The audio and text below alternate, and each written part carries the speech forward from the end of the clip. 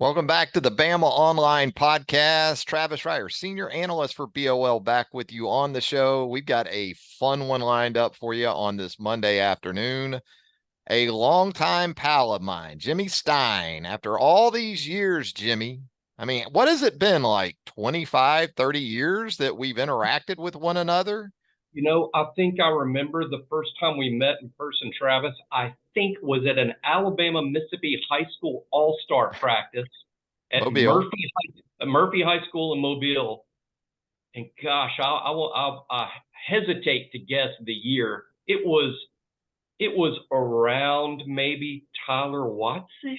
Yeah, No, maybe a little something after, like right that. around there. Yeah, Yeah, early right. aughts, I think, was Yeah. probably more along the lines of what we're talking about here. So we'll just quit dating ourselves right now. I think that's been made clear that we're a couple old heads, but man, it's just fun to hook Thank you. up, and it's been a lot of fun coming together here on three, the two sites, and melding into BamaOnline.com. I know you've been excited and enjoyed it. I know I have as well, and now we get to talk some Alabama football. And, it's a little bit of a quiet period right now. It feels like the calm before the storm, right? When you go from fall camp, and as you know, the start of fall classes are right here in our midst. And so maybe a little bit of a transition time for the players and maybe even the coaching staff too. But that doesn't mean, Jimmy, we don't have questions for Alabama on this Monday. And Sure. what we're going to do is we're going to do 5 questions for the Crimson Tide, and we're going to get things going. We're going to go 5-1.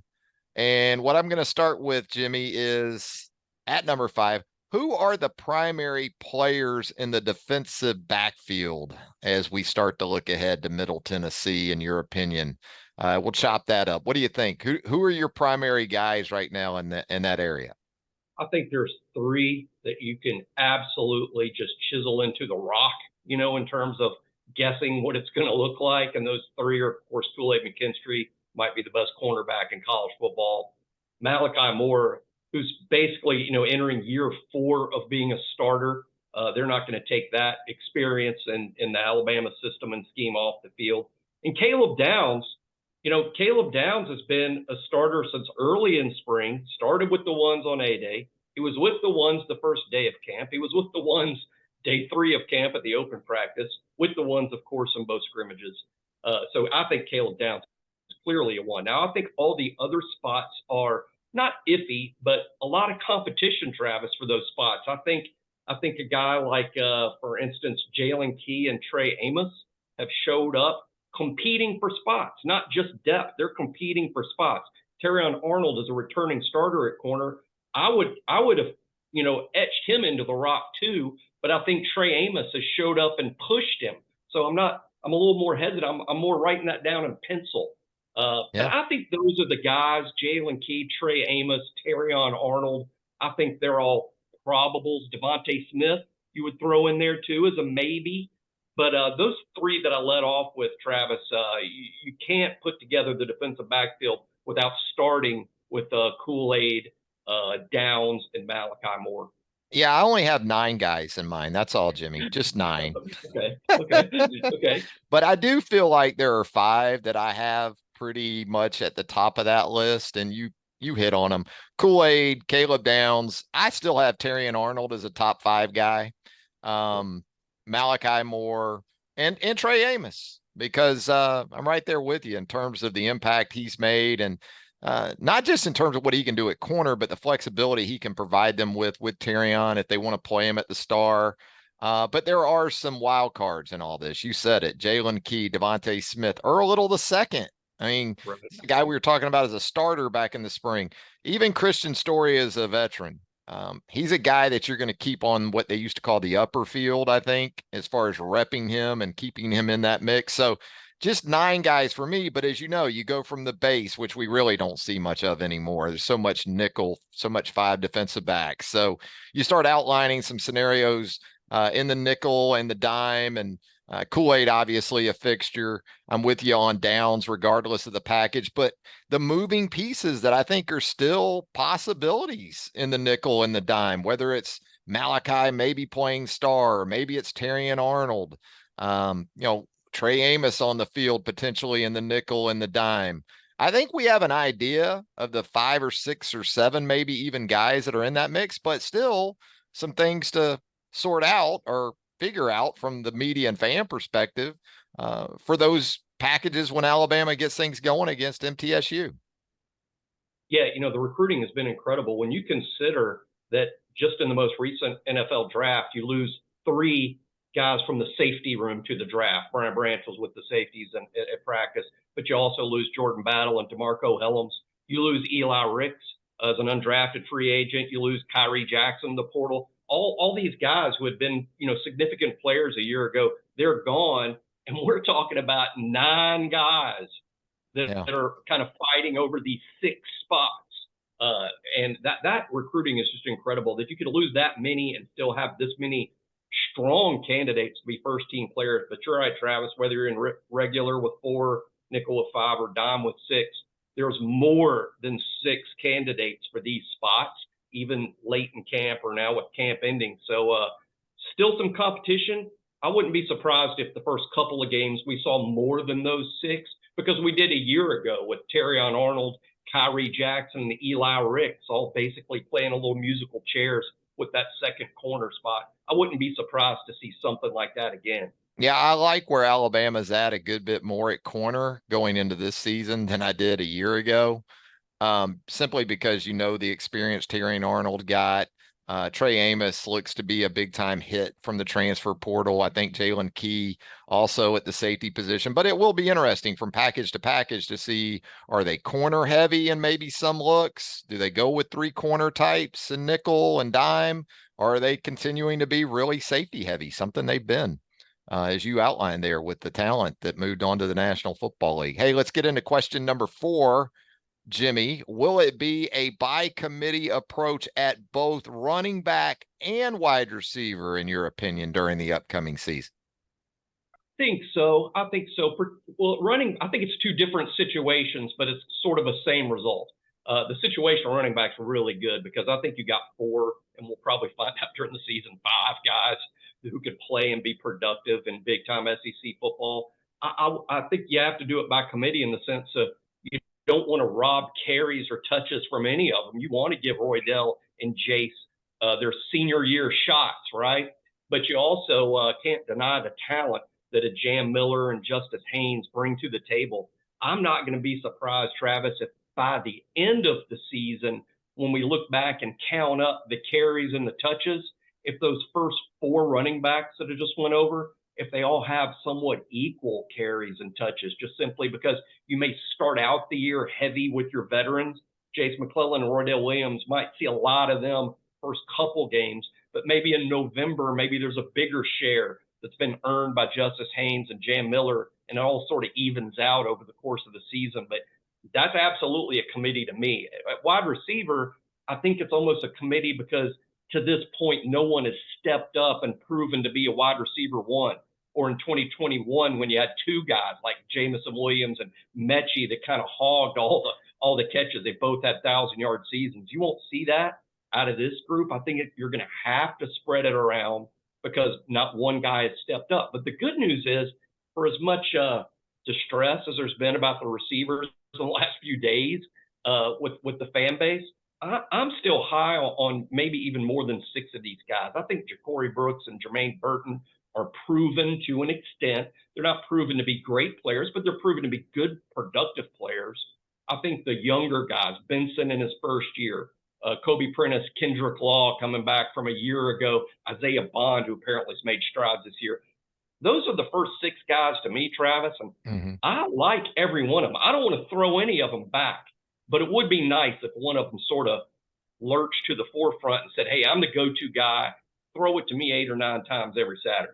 Yeah, I think I'm in line with you in that I think at running back, they have 4 number 1 types at running back. Richard Young, the young back, obviously late arrival, still some finer aspects of running back play that at this level, he's going to have to sort through. But Haynes and Miller, Roydell and Jace McClellan, who it kind of feels like Jace is being slept on a little bit at this point. I mean, just not hearing as much about Jace. And I do think there's something to this approach that Alabama appears to be set on going with, benefiting maybe guys like Roydell Williams, J.M. Miller, Justice. Maybe it benefits their style and the way they go about it a little bit more. But Jace obviously in line for a big season in his own right. Whereas I think I'm in line with you at wide receiver too. I think there's some really good number twos. I don't know if there's a true number one, at least not to the standard that we've grown accustomed to since, I don't know, Amari Cooper, right? When you talk about number ones, Julio Jones, for that matter, in 2008, that we kind of grown accustomed to. And look, if they run the ball like they think they're going to be able to run it, that's going to help those guys. You know, that can take a number two in terms of separation and his ability to create space and help him and help quarterbacks too, a new quarterback. So I think the good news and all that is Alabama doesn't appear to be as quarterback centric, passing game centric. So you're not going to be asking as much of these guys, I think, on a down out basis. I do agree, though. I don't think there's a shortage of talent at wide receiver. Even a guy like Emmanuel Henderson, when you throw him into that mix, and Chaz Preston, and these young receivers, they've got talent. It's just a matter of, as you said, a couple of guys maybe stepping up. Number 3 on our 5 questions, Jimmy. Will this defensive front 7 prove sturdier in the biggest of moments than did its predecessor? That's a tough question for me. I think that defensive line group still. I think anyone a little nervous over that defensive line group is probably being fair. But what I really like, it's the front 7 that makes the big stops. I love the linebacker group. I think the linebacker group is outstanding, and they're going to make up to some extent any deficiency, and I hate using that term, but any deficiency up front, I think can sort of be rescued by that linebacker crew, Turner and Braswell outside, NFL-ready type guys. Inside, I think Alabama's a little underrated. I think a lot of the fans have a good idea what's coming, but a healthy Deontay Lawson is a good player inside. It appears from what we hear from the scrimmage that Jahad Campbell and Trez Marshall play quite a bit with the ones. That's interesting, both bringing something a little different to the table, but Trez, a veteran, Jahad maybe as much upside as anybody on that defense in the long term. I love that linebacking crew. I think they can be a little better against the run because of the physicality of maybe a Campbell, maybe Deontay sort of replacing Henry To'o as the Mike. But I also see Lawson as maybe a little bit more physical of a football player than Henry. I really like what's going on there. Now, the defensive line group, Nick Saban himself has sort of called Tim Smith out a little bit. I think that's a guy that Alabama really needs to step up to join Jaheim Otis, who we know is a good player, a young nose guard, sophomore, and Justin Aboigbe, the fifth-year guy, the rare guy, Travis. Justin Aboigbe will have started games over 5 seasons for Alabama. That much like Malachi, that's great experience. He's a good player. He just has to show he's healthy. But Otis, Aboigbe, Tim Smith, you can live with those guys. There just needs to be others that step up. But I don't dislike the front 7. Love the linebackers. And, yeah, I think on the 3rd and 1, 3rd and 2s, I think Lawson and Campbell in particular can trade some paint up there in the trenches and maybe make a stop or two that they couldn't make a year ago. Yeah, I'm not disparaging last year's front 7 to the degree that they weren't good over extended stretches, because they were. It's just that, even though they did allow just 3.63 yards per carry last season, you go back to the second half of the 2022 campaign, last 6 games, they gave up 11 rushing touchdowns in the last 6 games. And you go back to the losses, LSU, Tennessee, when they needed it the most, they couldn't get stopped. So I think they will be sturdier for reasons you outlined. I'll tell you what, if Tim Smith isn't one of those guys, especially on early downs or in their bigger packages like the base or even the big nickel, why not play Tim Keenan and Jaheim Otis together in some of those looks? Play Otis as an end, put Keenan in the middle, have Justin Aboigbe at the other side. There's some possibilities maybe that they could kind of work with from a personnel perspective. I'm with you on the linebackers. I do think that we need to see better eye discipline and just edge setting ability in general from Dallas Turner and Chris Braswell. They had their deficiencies, as you kind of defined it last season. Should have something to prove in 2023. So, that's going to be the expectation. As we talked about the standard many times before at Alabama, it is what it is. And so you're going to be evaluated based off that. Question number 2, Jimmy, is the Alabama offensive line, the first 5, in your opinion, is that already set? Are you ready to roll with a certain combination of 5 guys? I think so. I'm going to say it's 80% plus set. And by that, I think 4 guys are just entrenched now that we're this deep into camp and game prep about to start. I think those 4 guys are J.C. Latham at one tackle spot, the right tackle spot. Tyler Booker has been moved to left guard because Caden Proctor, I believe, is now entrenched at left tackle, which is fun. The true freshman, monster recruit, 5-star plus.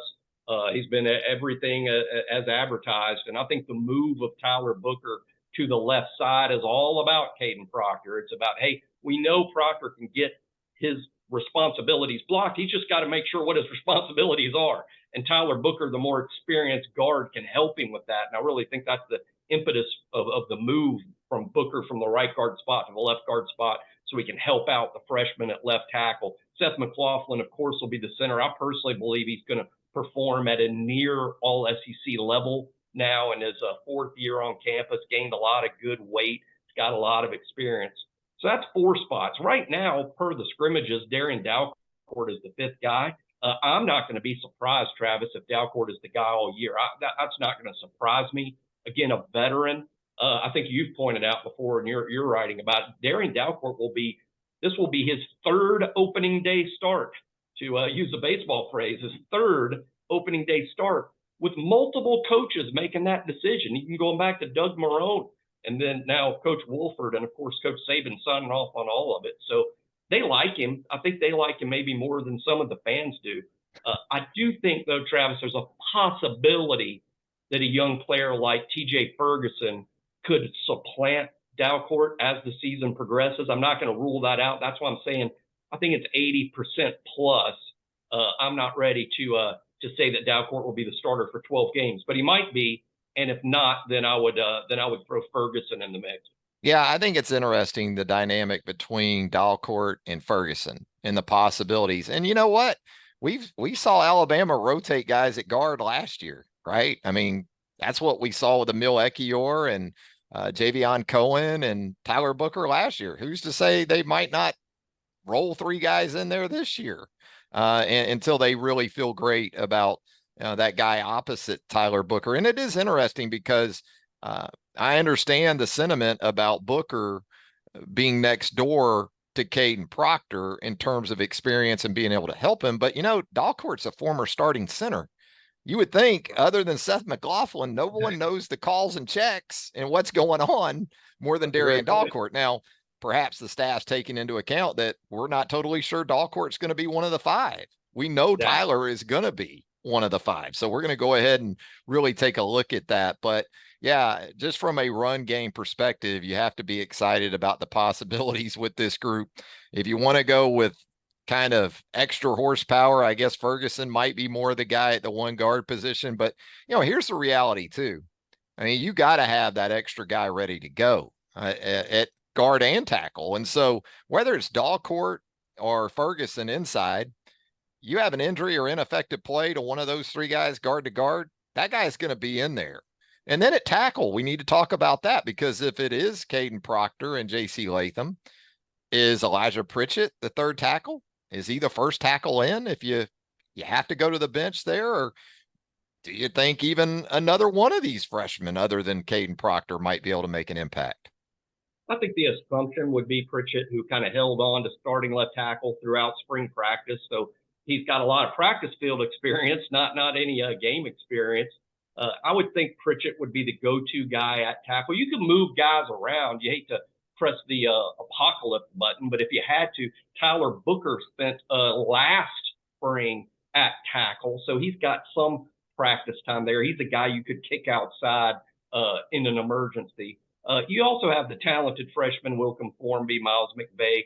I would think their preference would be not to throw them into the deep end with no floaties. I mean, that's a lot to ask for. I know Caden Proctor makes it seem like, oh, just stick a freshman in there, but Caden Proctor is such an exception to the general rule.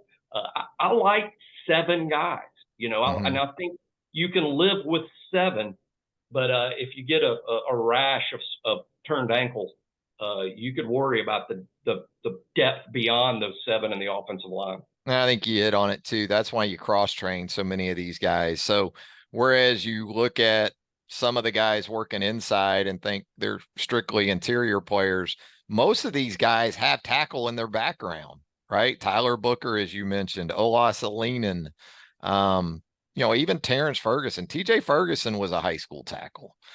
So there's some different ways you can go, as you said, if it gets down to just the desperation mode that you certainly hope to avoid if you're Eric Wolford and this group. They do have quality depth. I think a guy like Jaden Roberts probably doesn't even get talked about enough. I think Jaden Roberts, I've said this before, I think a lot of places, Jaden Roberts this year is a starting guard, but they just have that sort of abundance of talent, especially on the interior, that makes it tough. The competition is thick, no doubt about it. Question number 1, Jimmy, before we get out of here. Is the quarterback situation at this point, or will it be over the course of the season, such that a national championship run is realistic for this team? Best for last, right? That's the number 1 question. I like how that's number 1, because that is number 1, isn't it? I'll be honest. My gut reaction to the question is no. Alabama doesn't have the experience, the maturity. They don't, Coach Bryant used to say, hey, coach, y'all got 3 quarterbacks this year. He said, well, if I got 3, that means I don't have 1. Well, Alabama's got maybe 4, but that means they don't have 1. So my gut reaction to the question is no, that because of the quarterback situation, a national championship feels highly unlikely. But the more you think about it and you look at what Nick Saban has accomplished at Alabama, this is also a fact.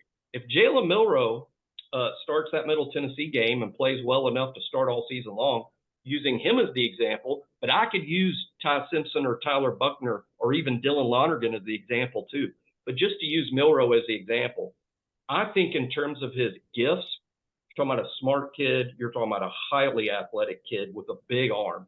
In terms of his gifts, I would say Jalen Milroe is a more gifted kid than some national championship winning quarterbacks in the recent past.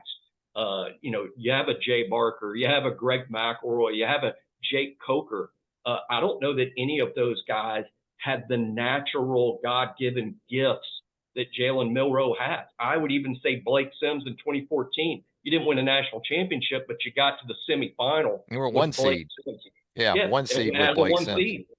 So you've got no reason to conclusively say that if Blake Sims can do that, Jalen Milroe can do it. And Milroe is just a more gifted kid. So, will he have the maturity? Will he have the game management skills that those guys had to sort of let your run game, let your defense, let your special teams win the game? I don't know, but it's a tough question. It's a great question. And in the end, I'm just sort of split on it. My gut is no, but logically, I'm like, this is a gifted kid. We should give him a shot. If Alabama was going to play offense this season like they played it the last 2 seasons, the answer for me unequivocally would be no chance. Right. But based on how they want to approach things, it seems on that side of the ball, my inclination is they might very well be good enough at quarterback to go to where they want to go. And look, they don't need the quarterback to be Wagyu beef. I always make the food analogies here on the podcast. They just need him to be a good, solid Kraft burger, right? Just some lettuce, tomatoes, some onions, some American cheese. They don't need him to be prime rib. And look, was Stetson Bennett prime rib the last couple of years? I don't think so, but he did improve over the course of the 2 seasons, really 3 if you go back to 2020. We saw him in Tuscaloosa in a start against Alabama during the COVID season. But again, he made some strides, and in some big moments, he made some big plays. The national championship game against Alabama, which you could make the argument he shouldn't have had a chance. If Alabama's full strength and got what they needed on offense on the field, he probably, or he might very well not have gotten that chance in that game. But he did get the chance against Ohio State, came up big in the semifinal last year.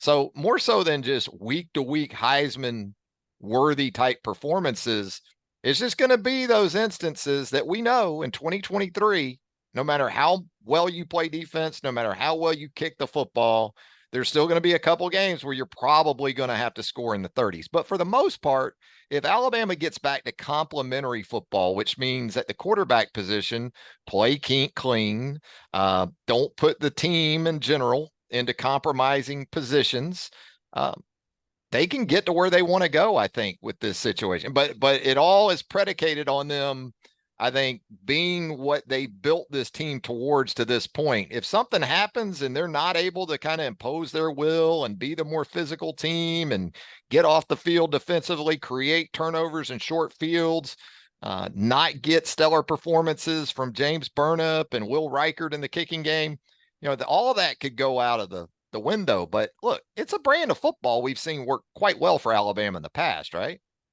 Oh, that's exactly right. I think Nick Saban and Tommy Rees will smartly not put it on the quarterback, not put the game on the quarterback. But the fact of the matter is, in today's football, there will be close games in the fourth quarter. There's no getting around that. And when the game is tight in the fourth quarter, the quarterback is going to have to make a play. So it will come down to the quarterback making a play in at least a handful of games for Alabama to come out on top. What you don't want to do is have a situation at quarterback where, hey, it's a close game because the offense has made too many errors. There's been too many turnovers, too many 3-and-outs, not enough of a possession, interceptions, fumbles. You can't have that, or the game will be close no matter who you're playing. But even if you play a clean game against an LSU or a clean game against the Texas or on the road at Texas A&M, it may still come down to making a big play in the fourth quarter. To me, the question about winning a championship is, will these guys make a big play in the fourth quarter when it's needed? Because Jay Barker did, Greg McElroy did, Jake Coker did, Blake Sims did. But I like 2014 as a real roadmap for these athletic quarterbacks. It's just not Jalen, it's Buckner, it's Simpson. These are really good athletes. And somehow, some way, behind a good defense and running the football, that 2014 team made it all the way to the playoff as the number one seed before losing in the semifinal. But I think this Alabama team, quarterbacked by any one of those three guys, could follow that pathway to the playoffs. Yeah, it is 2023, and absolutely, you cannot hide the quarterback in this era of football. You can't. You can make it more of a complementary role, but absolutely, there's going to be that handful of games where whoever that player is going to have to not necessarily carry the entire team, but certainly carry a little more than the typical load that you might want to put on that guy. So when we think about lines of demarcation for when this thing needs to sort of sort itself out, Jimmy, is it as soon as Texas? Is it either way after Texas? When is it too late for Alabama to get this thing figured out and still be a part of the national championship race? Because I would think you don't want to be 4 games into this thing and still be going through 3 or 4 guys trying to get the best guy out there. Right. That's a great question too. I have a little bit different answer than most on that. I say, as long as the candidates for the spot are playing well, I think you could play a few guys going several games into the season if they're playing well. I think there's an automatic assumption people have, Travis, that in a quarterback battle, when you're making changes, it's because someone has failed terribly, someone's played really badly. I don't know that that's necessarily going to be the case. I don't think there's a ton of separation.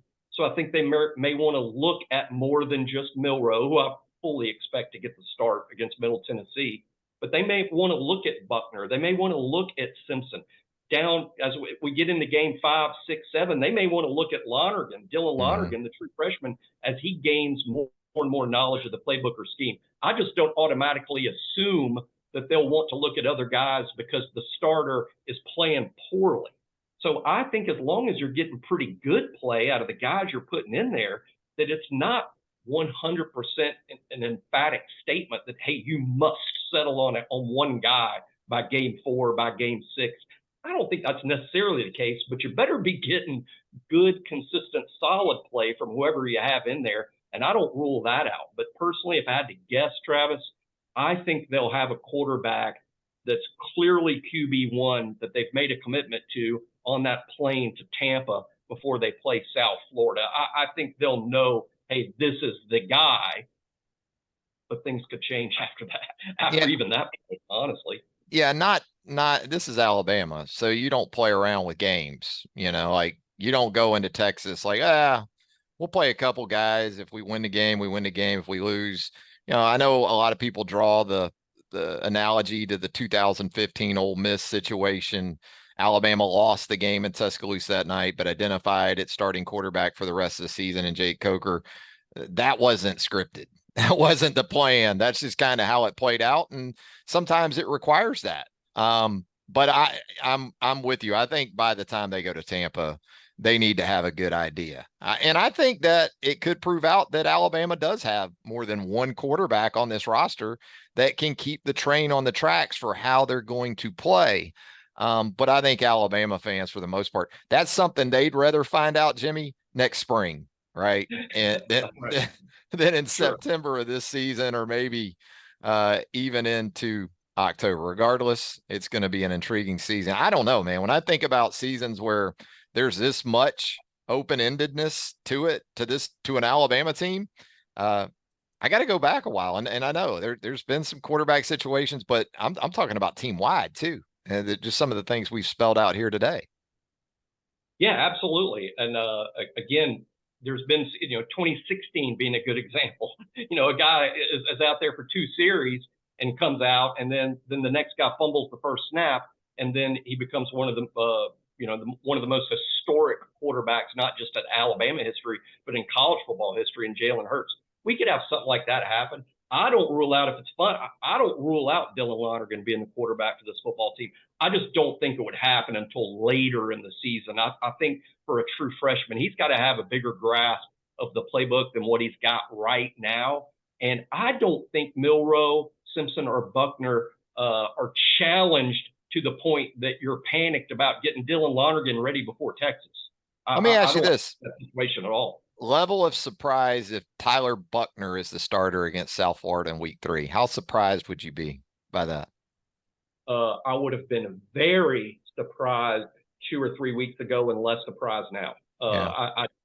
It's not just word from inside the program or anything. It's just sometimes things start to make sense. And here's one thing that we have not considered enough, Travis, as Alabama fans looking at this quarterback situation. That's it.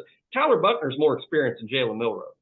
They're the same age, yes. He's missed a lot of time, yes. But he's got more experience than Jalen Milroe. He's also an extremely bright kid. He obviously has a great rapport with Tommy Rees, or he wouldn't be in Tuscaloosa right now. And I think that's more and more of a possibility all the time. But I'll also stick with, I think Ty Simpson is the most gifted kid of all of them in terms of all that it takes to be a great quarterback. I think Ty's got more of that in his gumbo than the others do. But I also don't rule this out. This is what makes it fun too. Jalen Milroe may get the start against Middle Tennessee and may never look back. Yeah. That's just a gifted kid too. Good for him if he does it, because after spring practice, when Buckner was added, there was some just assumptions that, well, Jalen's moving on, and kind of like another Jalen, he stuck it out, and here he is, it looks like, in a great spot in terms of week 1 anyway at the quarterback position. But the Buckner perspective is very interesting. And I talked about it on the watch along last week, more in terms of a month from now. My thought was, hey, Tyler Buckner is going to be a better quarterback in this system and for this team in all likelihood in 3 or 4 weeks. The question is going to be, did he get enough reps to really prove his case in time to ultimately become the guy? Who knows? maybe he will. There's certainly a lot to consider at that position, no doubt. Hey, Jimmy, man, this has been a lot of fun. We're gonna have to do this again soon. Anytime. It's my favorite subject. I'm glad you asked about Alabama.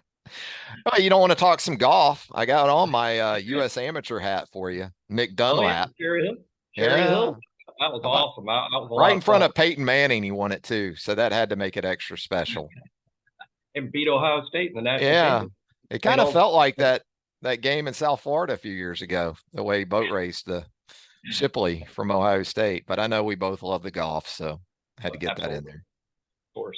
Finally, one of my podcast partners that enjoys golf. You know, it's been tough to kind of identify that person, but you're him. So, hey, Jimmy, always great stuff with us there at BamaOnLine.com. Be sure to check out the website, BamaOnline.com. Tim Watts, Andrew Bone, Joseph Hastings, Jimmy Stein, Clint Lamb, Charlie Potter. Yeah, even yours truly from time to time. So we'd love to have you with us there at BamaOnline.com. Hang out with us on the Roundtable, the premium message board of choice for Alabama fans around the globe. For Jimmy Stein, Travis Reier, thanking you once again. Until next time, so long, everybody.